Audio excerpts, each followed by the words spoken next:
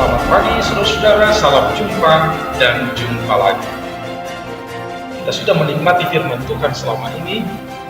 Tentu banyak pengalaman suka dan duka sebagai pengalaman rohani, dan di dalamnya kita bertumbuh.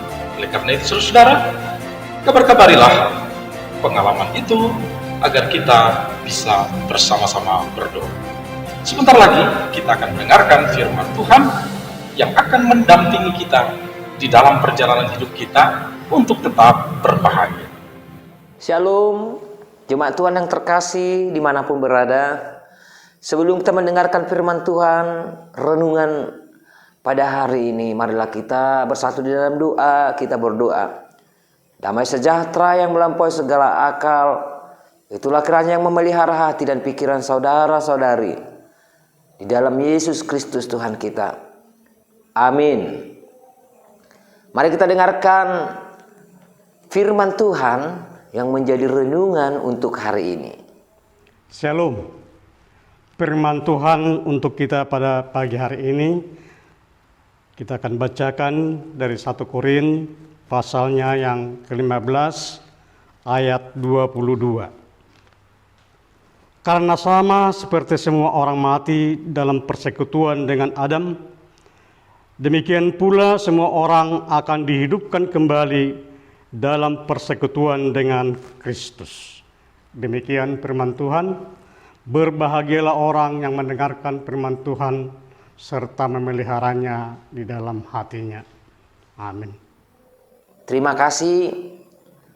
Mari kita kembali mendengarkan sebuah pertanyaan berkenaan dengan firman Tuhan yang baru saja kita dengarkan. Shalom. Terima kasih untuk pembacaan firman Tuhan hari ini. Yang menjadi pertanyaan atas firman Tuhan hari ini adalah, apakah makna kebangkitan Yesus Kristus itu dalam kehidupan kita orang percaya? Terima kasih. Tuhan Yesus memberkati. Terima kasih. Jemaat Tuhan yang terkasih di dalam Kristus Yesus, persoalan yang terjadi dalam jemaat Korintus adalah mereka percaya bahwa Tuhan kita Yesus Kristus itu dibangkitkan dari antara orang mati. Tetapi saudaraku, mereka juga sulit untuk mempercayai bahwa adanya kebangkitan orang-orang mati. Dalam kekristenan kita, kebangkitan adalah hal yang sangat penting. Faktanya bahwa Tuhan Yesus pada hari yang ketiga bangkit dari antara orang mati adalah mempunyai arti yang sangat penting bagi umat Kristiani. Karena kebangkitannya itu membuktikan bahwa Yesus itu adalah Allah. Kebangkitannya itu membuktikan keilahiannya. Namun bagi banyak orang, banyak yang tidak percaya dengan kebangkitan orang mati. Dan inilah yang menjadi masalah besar. Dan karena itu, dari sebagian orang juga banyak yang meragukan dengan adanya kebangkitan daripada Tuhan Yesus Kristus. Dan untuk itulah Rasul Paulus dengan tegas, Rasul Paulus dengan keras mengajari mereka agar mereka percaya, mengajari mereka untuk mempercayai akan kebangkitan orang mati, di mana Paulus mengatakan bahwa jika orang mati tidak dibangkitkan, maka marilah kita makan dan minum, sebab besok kita mati. Dengan kata lain saudaraku, tidak ada perbedaan antara kehidupan orang Kristen dan orang yang tidak percaya. Karena apa? Karena bersama-sama akan mengalami kebinasaan. Kalau binasa, untuk apa Yesus bangkit? Disinilah Paulus memberi penegasan kepada setiap orang percaya atau orang Kristen bahwa jika Kristus Yesus tidak dibangkitkan, maka sia-sialah pemberitaan kita. Maka sia-sialah pemberitaan para rasul. dan sia-sialah pemberitaan gereja-gereja hingga masa kini. Dan tentunya iman percaya kita pun tidak ada gunanya.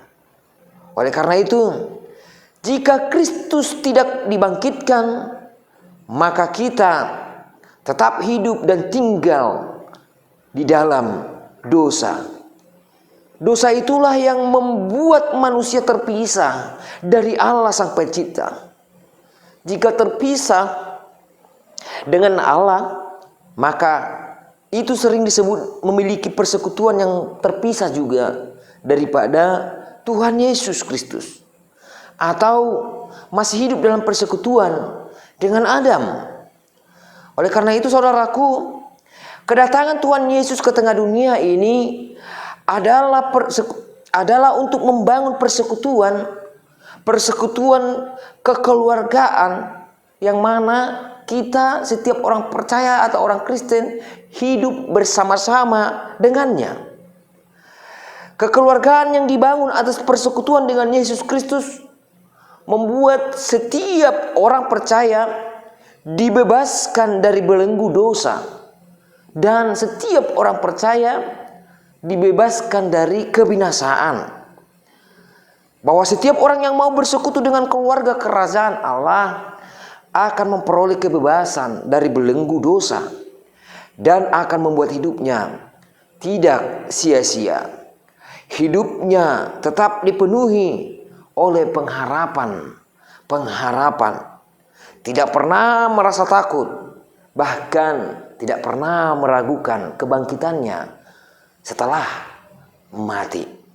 Oleh karena itulah Rasul Paulus mengingatkan kita supaya setiap orang percaya itu membangun persekutuan kekeluargaan bersama-sama dengan Tuhan Yesus Kristus, membangun persekutuan dengan Kristus. Oleh karena itu, marilah kita setiap orang percaya, setiap orang yang beriman, membangun hubungan kita, membangun keintiman kita bersama-sama dengan Kristus Yesus, supaya kita kelak bersama-sama dengan Dia. Jika Tuhan Yesus mati, Dia mati bersama kita orang percaya, dan Tuhan Yesus bangkit dan bangkit bersama orang-orang percaya. Oleh karena itu, selamat menjalin persekutuan dengan Kristus. Tuhan Yesus memberkati. Amin.